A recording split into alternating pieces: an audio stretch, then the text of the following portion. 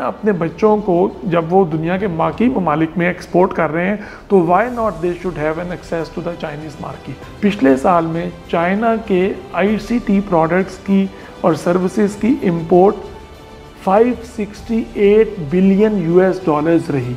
ये एक बहुत बड़ी अमाउंट है। इस ट्रेनिंग का मकसद ये है कि हमारे सुनने वाले को पता चले कि चाइना में IT इंडस्ट्री का लैंडस्केप क्या है। यहाँ से रजिस्टर करने वालों और अटेंड करने वालों को अल्टीमेटली वहाँ चाइनीज़ क्लाइंट्स के साथ और फिर उसके बाद उनके एग्रीमेंट की स्टेज तक लेके जाने की पूरी कोशिश करेंगे। ये हमारा ज़्यादा फोकस होगा अली।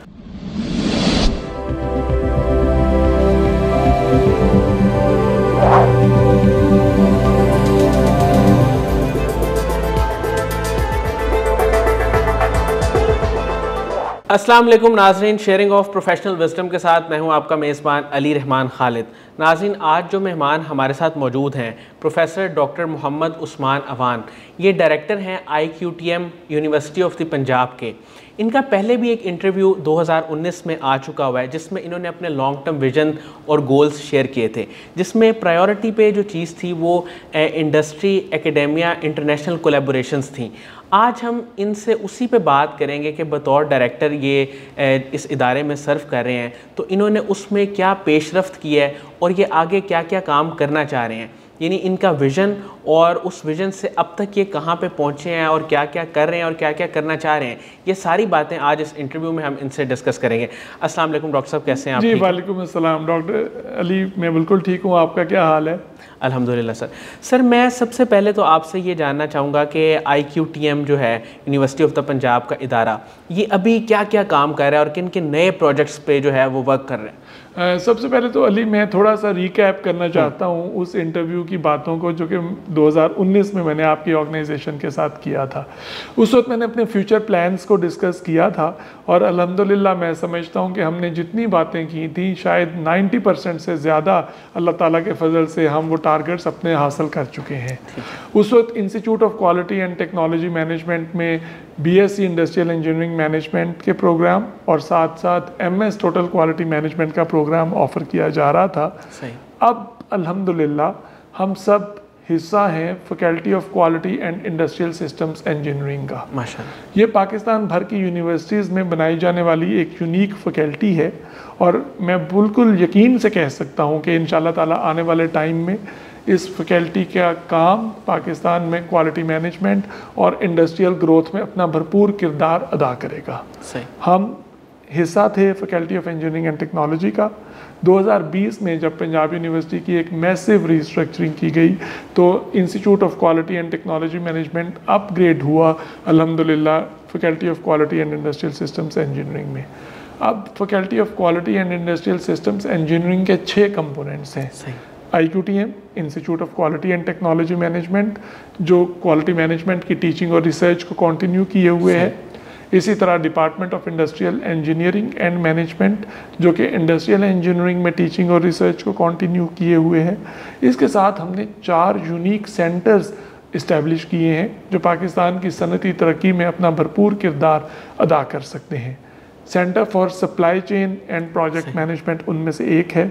दुनिया भर में सप्लाई चेन की रिसर्च और टीचिंग की बहुत ज़्यादा डिमांड है और हम समझते हैं कि हमारा ये सेंटर इंशाअल्लाह ताला इस गैप को फिल करेगा, क्योंकि इससे पहले पाकिस्तान के किसी भी पब्लिक सेक्टर इंस्टीट्यूशन में सप्लाई चेन मैनेजमेंट और प्रोजेक्ट मैनेजमेंट की डेडिकेटेड कोर्सेज नहीं पढ़ाए जा रहे with reference to industrial growth. दूसरे नंबर पर हम समझते हैं कि हमने डेवलप किया है centre for industrial policy and market analysis. Sector to sector industrial policies का रिव्यू किया जाए। तीसरे नंबर पर centre for ergonomics human factor engineering की और इंडस्ट्रियल इंजीनियरिंग की एक बड़ी इंपॉर्टेंट शाख है। इसके ऊपर रिसर्च आने वाले वक्त की ज़रूरत है और हम समझते हैं कि हमारा ये सेंटर भी पाकिस्तान के एक यूनिक सेंटर्स में शामिल होगा। चौथा हमारा सेंटर है centre for standardisation, certification and quality control. तो ये वो 6 यूनिट्स हैं जो faculty of quality and industrial systems engineering का हिस्सा हैं और IQTM यकीनन उसमें अभी भी अपना एक भरपूर किरदार अदा कर रहा है और आने वाले सालों में भी इंशाल्लाह करता रहेगा। सर, इंडस्ट्री एकेडेमिया कोलैबोरेशन की जब हम बात करते हैं तो आपके जहन में वो पहला मुल्क कौन सा आता है जिसके साथ आप समझते हैं कि कोलैबोरेट करना चाहिए और जिस पे अभी करंटली काम करने की बहुत ज़्यादा ज़रूरत है? अच्छा, इसमें देखें, दुनिया हम सब के लिए ओपन है। मुकाबले की फ़ज़ा में सिर्फ वो मईशत तरक्की कर सकती है जो जहाँ से भी मौका मिले फ़ायदा उठाए। पहले तो बात यह है कि सबसे पहले तो ज़रूरत इस बात की आती है कि जो हमारी मुकामी सनत है उसके साथ हम किस तरह कोलैबोरेट करें। फिर उसके बाद जब हम दुनिया भर में एकेडमिक कोलैबोरेशंस की बात करते हैं तो यकीनन यूरोप के ममालिक, America, China, Japan, Korea, Hong Kong, ये सब इलाके उसमें शामिल हैं।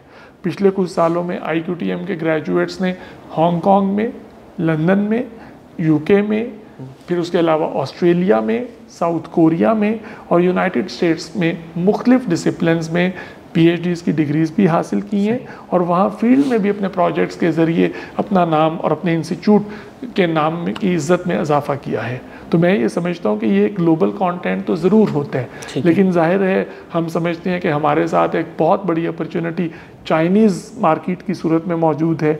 दुनिया की दूसरी बड़ी इकॉनमी हमारे हमसाये में मौजूद है, हमारे साथ एक स्ट्रेटेजिक कोलैबोरेशन उनकी मौजूद है। तो हमारा एक फ़ोकस पिछले 3 साल में चाइनीज़ गवर्नमेंट के साथ कोलैबोरेशन का भी रहा है और उस पर हम मज़ीद फोकस भी कर रहे हैं।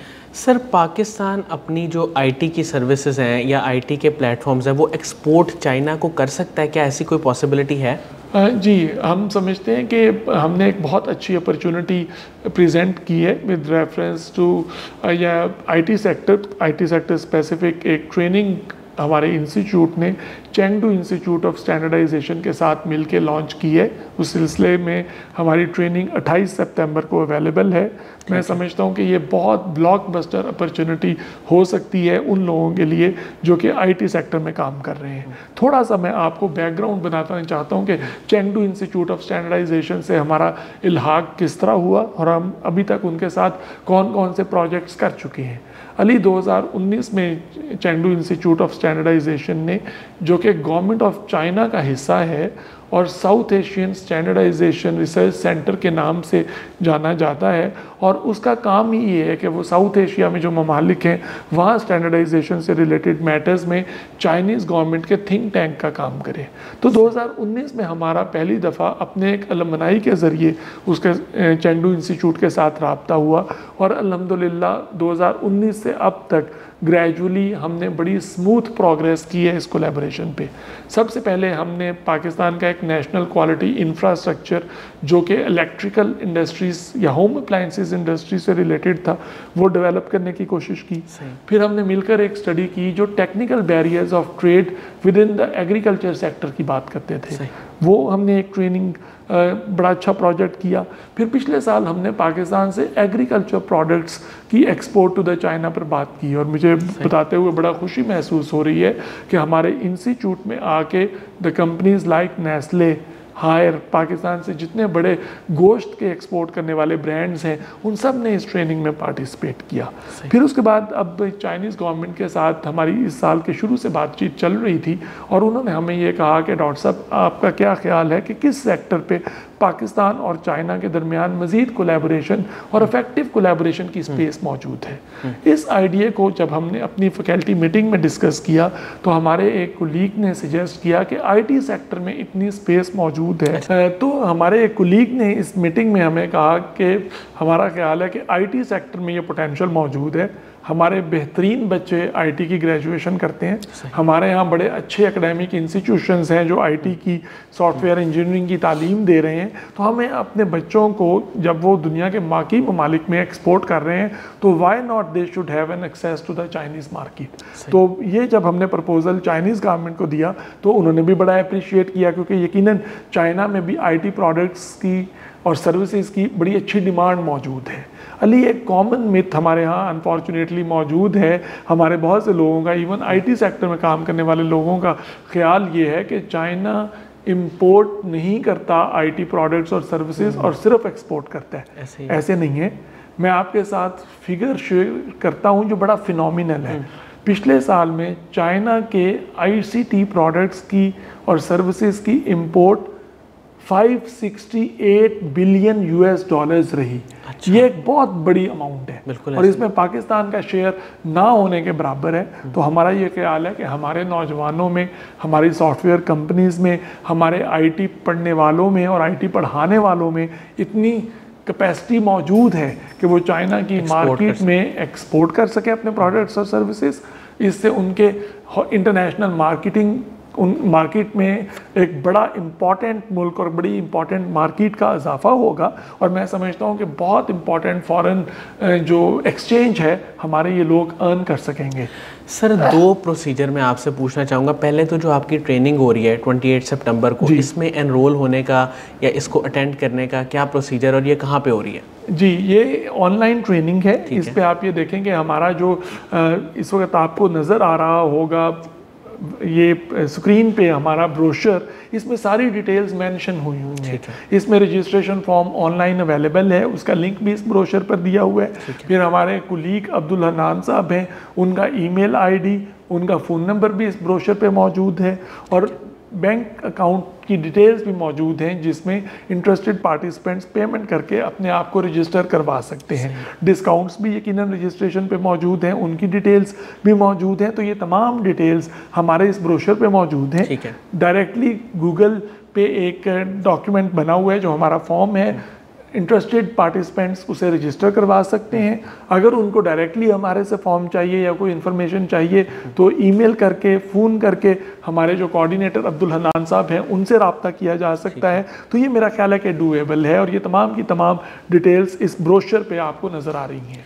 सर, चाइना के लोगों को हम अगर पाकिस्तानी आईटी सर्विसेज एक्सपोर्ट करते हैं तो इसका प्रोसीजर क्या है? देखें, इस ट्रेनिंग का मकसद क्या है? इस ट्रेनिंग का मकसद इन्हीं सवालों का जवाब देना है। सही। इस ट्रेनिंग का मकसद ये है कि हमारे सुनने वाले को पता चले कि चाइना में आईटी इंडस्ट्री का लैंडस्केप क्या है। सही। लैंडस्केप 3 किस्म के हवाले से होता है। बिल्कुल। हार्डवेयर के हवाले से होता है, सॉफ्टवेयर के हवाले से होता है और नेटवर्किंग के हवाले से होता है। हमारा ज़्यादा फोकस इसमें सॉफ्टवेयर एक्सपोर्ट पर रहेगा, अगरचे इसमें नेटवर्किंग और हार्डवेयर की बात भी की जाएगी, लेकिन ज़्यादा हमारा focus IT landscape with reference to the software industry रहेगा। फिर हम सब जानते हैं कि चाइना एक ऐसा मुल्क है जहाँ बहुत फोकस बाकी भी ममालिक में किया जाता है, इंफॉर्मेशन सिक्योरिटी मैनेजमेंट पर किया जाता है। किस तरीके से चाइनीज़ कंपनी के लिए काम करते हुए आप इंफॉर्मेशन सिक्योरिटी के मामलात को हैंडल करेंगे। फिर उसके बाद एक्चुअल प्रोसीजर, चाइनीज़ कस्टम्स का प्रोसीजर क्या है, चाइना की इंपोर्ट रिक्वायरमेंट्स क्या हैं और किस तरीके से आपको बताया जाएगा कि क्या स्टैंडर्ड ऑपरेटिंग प्रोसीजर है जिसको फॉलो करके आप इजीली चाइना में अपनी प्रोडक्ट्स को एक्सपोर्ट कर सकते हैं।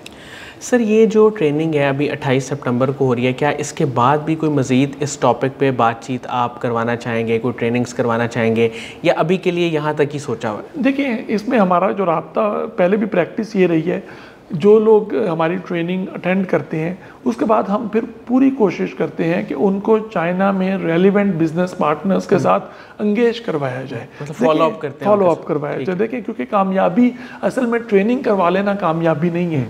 कामयाबी उस दिन होगी जब पाकिस्तान से आईटी प्रोडक्ट्स की export to the China increase हो, बल्कि मैं समझता हूँ कि इस वक्त ना होने के बराबर है, शुरू हो और पाकिस्तान चाइनीज़ मार्केट में एक अच्छा शेयर हासिल कर सके।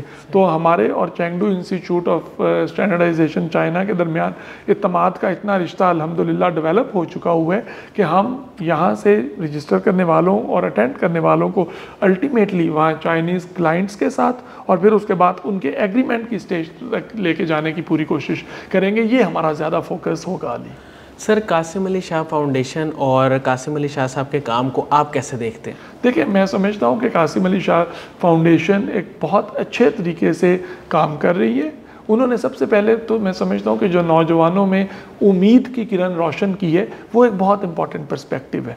मैं समझता हूँ कि आजकल हमारे यहाँ जितना नेशनल डिप्रेशन है, इन्फ्लेशन उसकी बड़ी वजह है, फिर उसके बाद अभी वेरी रिसेंटली हमारे यहाँ फ्लड्स बहुत मैसिवली डिस्ट्रक्शन कर चुके हैं। इन सारी चीज़ों में उम्मीद को रोशन रखना बहुत आम है। कासिम अली शाह फाउंडेशन ने, मैंने जितना भी उनको फॉलो किया है या कासिम अली शाह साहब को फॉलो किया है, मैं उनकी बातों में उम्मीद को देखता हूँ। और मैं समझता हूँ कि एकेडमिक इंस्टीट्यूशंस का या मेरे जैसे लोगों का जो कि पब्लिक सेक्टर में एकेडमिक इंस्टीट्यूशंस को लीड कर रहे हैं, उनका भी ये काम है कि वो कौम को इस सिचुएशन में नाउमीदी की तरफ ना आने दें। हमारे कुलीग्स का अपना डिसीजन भी यही था कि जब हर वक्त नाउमीदी या परेशानी मौजूद है तो एकेडमिक इंस्टीट्यूशंस का ये काम है कि वो लोगों को उम्मीद दिलाएं कि आप अच्छा काम कर सकते हैं, आप अपने लिए, अपने मुल्क के लिए अनएक्सप्लोर्ड सेक्टर्स में ज़र मुबादला कमा सकते हैं। और अगर आपको चाइना जैसे मुल्क में आईटी सेक्टर में एंट्री मिल रही है तो मैं समझता हूँ कि ये बहुत बड़ी अल्हम्दुलिल्लाह ब्लेसिंग हो सकती है। Thank you so much professor doctor Mohammad Usman Awan साहब, आपने हमारे लिए टाइम निकाला और बहुत इंपॉर्टेंट डिस्कशन की। नाज़रीन, मुझे उम्मीद है कि इनकी गुफ्तगू से आपको बहुत फ़ायदा हुआ होगा, और ख़ास तौर पे वो लोग जो इनकी ट्रेनिंग में रजिस्ट्रेशन करवाना चाहते हैं वो दिए गए कॉन्टैक्ट नंबर्स पे और लिंक्स पे रब्ता कर सकते हैं, ताकि वो भी कुछ ऐसा करें जो जिसमें इनोवेशन भी हो और आपकी पाकिस्तान की इकॉनमी को भी इन द लॉन्ग रन किसी तरह बेनिफिट मिल सके। इसके साथ ही इजाज़त दीजिए, अपना बहुत ही ख्याल रखिएगा। अल्लाह हाफ़िज़।